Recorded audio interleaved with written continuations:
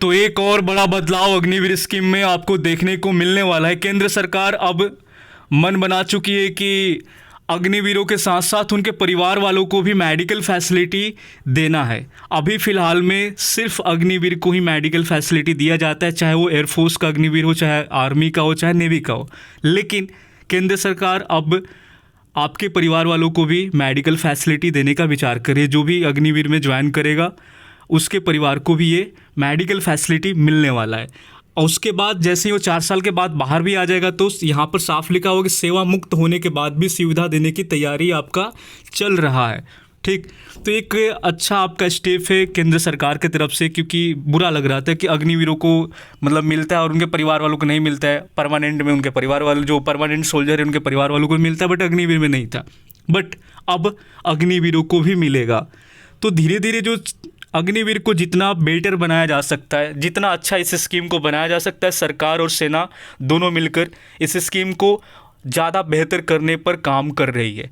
जैसे कि हमारे सेना प्रमुख जो कि यानी आर्मी के जो चीफ थे, हाल ही में उन्होंने इंडिया टुडे पर जाकर बहुत सारी चीज़ों पर बात किया था कि अग्निवीरों का आने वाले में हम लोग परसेंटेज को भी बढ़ाने पर विचार कर रहे हैं। यानी कि जो कि 25 का भी जैसे बोला गया कि सरकार कह रही कि 25% करना, लेकिन सेना का मतलब सेना का कहना है कि 50% चाहिए।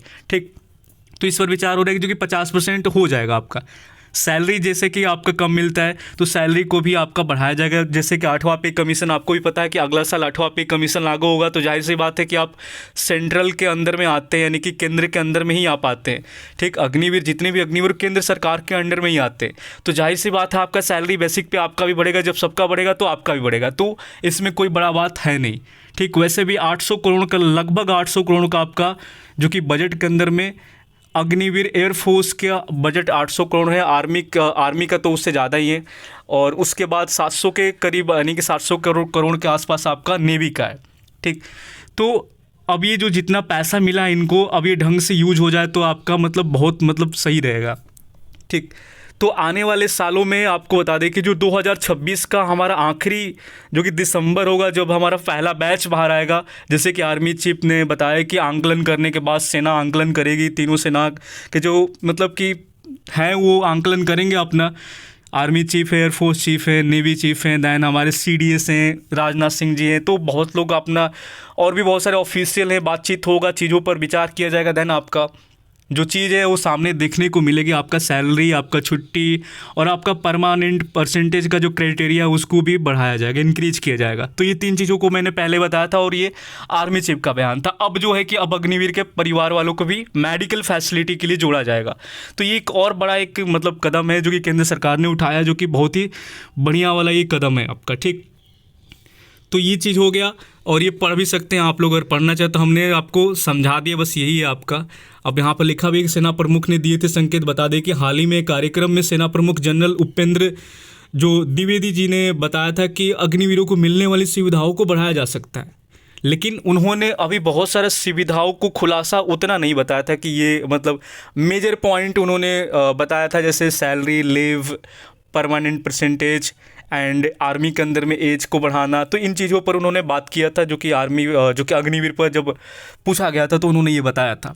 जो कि हम लोग की आंकलन कर रहे हैं अगला साल 2026 के अंत तक बहुत चीज़ें बदल जाएगी। और जहाँ तक हमें पता है सैलरी आपका बढ़ेगा, बेसिक पे अग्निवीर का भी बढ़ेगा, क्योंकि 8वां पे कमीशन जब आएगा तो आपका भी बढ़ेगा, क्योंकि आप भी केंद्र के अंदर ही आते हो, कोई स्टेट के अंडर में आप काम नहीं कर रहे।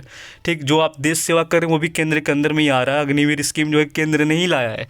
ठीक, तो अगर आपके मन में कोई नेगेटिव थॉट चल रहे होंगे कि सबका सैलरी बढ़ जाएगा, हमारा तो पैकेज वाला है, स्कीम वाला है, हमारा नहीं बढ़ेगा, बट आप गलत सोच रहे हो, आपका भी बढ़ेगा। तो आप नेगेटिव ना सोचना, 1 साल का और वेट करो, अगला साल सारा पिक्चर क्लियर हो जाएगा आपका।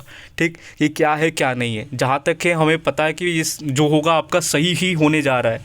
इस स्कीम को हम बार बार बोल रहे हैं कि जितना हो सके सही किया जा रहा है। बेटर बनाने की कोशिश में सेना और सरकार लगी हुई है कि जहाँ भी कमी लग रहा है वहाँ पर सुधार हो रहा है।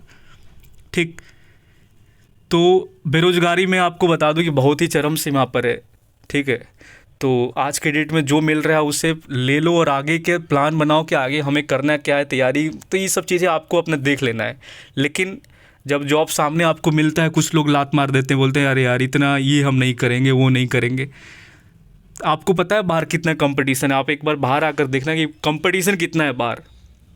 ठीक है, बहुत बहुत ज़्यादा कंपटीशन बाहर चल रहा है। ठीक, तो जो मिल रहा है आप ले लो और आगे बढ़ो, और आगे ही उसी में जाकर आप आगे की तैयारी करो। ग्रेजुएशन अपना उसी में अग्निवीर में जाकर ही अपना ग्रेजुएशन को भी कंटिन्यू बनाए रखो।